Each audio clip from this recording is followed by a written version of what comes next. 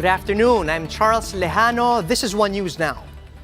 The chairman of the National Task Force Against COVID-19, Carlito Galvez, said they will announce the new protocol on swab testing for returning stranded individuals to their home provinces. Meanwhile, some passengers remain outside Northport in Manila after some local government units prohibited them from returning to their provinces. To give us the latest, we have Justine Ponsalang. She's reporting to us live from Manila.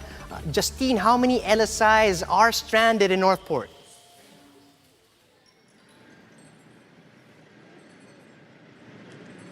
Charles, currently there are around more than 100 of LSIs that are here outside the gates of the Northport this afternoon. According to the security of Northport, the numbers dwindled down from almost 400 from this morning after the passengers bound for Cagayan, Dumaguete, and Zamboanga were allowed to board the ship.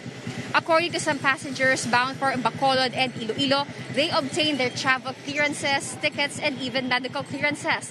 However, it appears that these were not enough. They say the management of the shipping company as well as the Philippine Coast Guard barred them from traveling because they still need to undergo PCR or swab testing.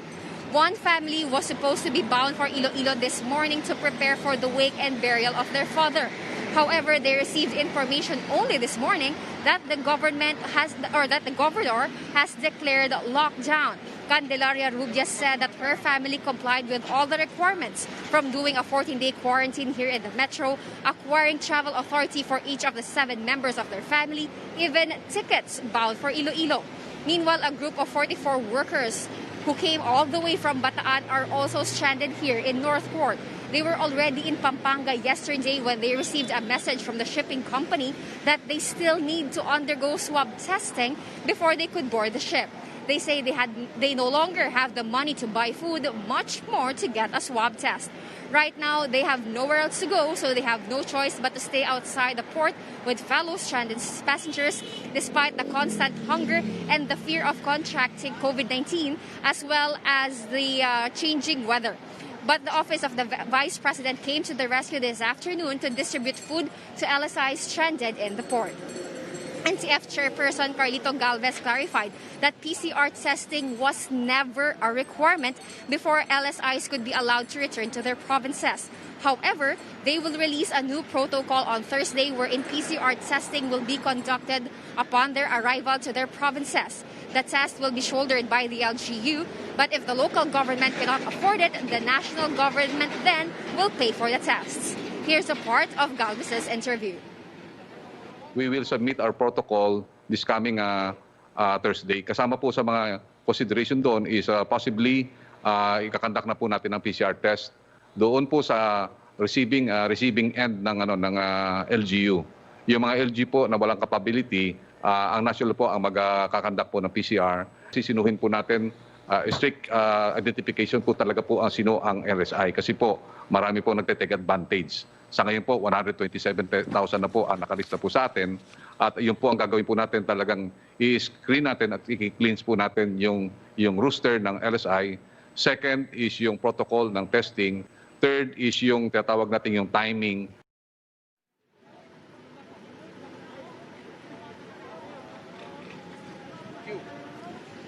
Charles, currently there are around less than 100 of LSIs here outside the Northport gate. This is because some of the passengers who have residency or who have a place to stay here in Manila or in the metro have already left because they learned that they still have to get swab test first or that their local government has declared lockdown in the provinces. Meanwhile, there are passengers, the other passengers here are staying with nowhere else to go. There's no temporary shelter for them. Currently, there's no temporary shelter for them. However, they should not fear hunger or any thirst because there are groups coming here to at least alleviate the discomfort by providing them food and water. Just earlier, the Office of the Vice President came to distribute food packs as well as the members of the Philippine Coast Guard. Charles? All right, thanks for that, Justine. That was Justine Ponsalang reporting to us from Manila. The National Telecommunications Commission will order ABS-CBN to stop airing shows on TV+. This after lawmakers in today's hearing questioned the network's continued operations through the digital box, despite having an expired franchise. A Nakalusugan representative, Mike Defensor, says this is a usurpation and infringement of the power of Congress to allow ABS-CBN to air given the circumstances. The NTC said the Solicitor General had advised them to issue an alias cease and desist order against the continued broadcast of the network's programs through the Digibox. Meanwhile, ABS-CBN CEO Carlo Katigbak explained that the earlier cease and desist order issued against ABS-CBN does not cover Channel 43. But the NTC wants to stop the network's operations through the said channel as well. Here are other stories we are keeping our eyes on. The Coast Guard has released photos of the Philippine fishing boat Liberty 5, which collided with the Hong Kong-based cargo vessel MV Vienna Wood off the coast of Occidental Mindoro. PCG has been conducting a search and rescue operation for the 14 missing fishermen since this morning. The Philippines has been added to the watch list of Civicus Monitor, an alliance of global organizations and activists due to the controversial anti-terror bill and other issues. But for Senator Panfilo Lacson, the proposed measure will have enough safeguards in coordination with the Justice Department and Human Rights Commission. And the Land Transportation Office will be suspending the issuance of student driver's permits beginning on July 1. This as the LTO eyes to implement the prerequisite of undergoing a 15-hour theoretical driving course by August. For more updates, follow News 5, the Philippine Star, and Business World online. You can also visit our website, onenews.ph, for more in-depth analysis. And you can catch One News on the Signal Play app. Just register for a free account at www.signalplay.com and stream One News live anytime, anywhere. I'm Charles Lejano. We are One News.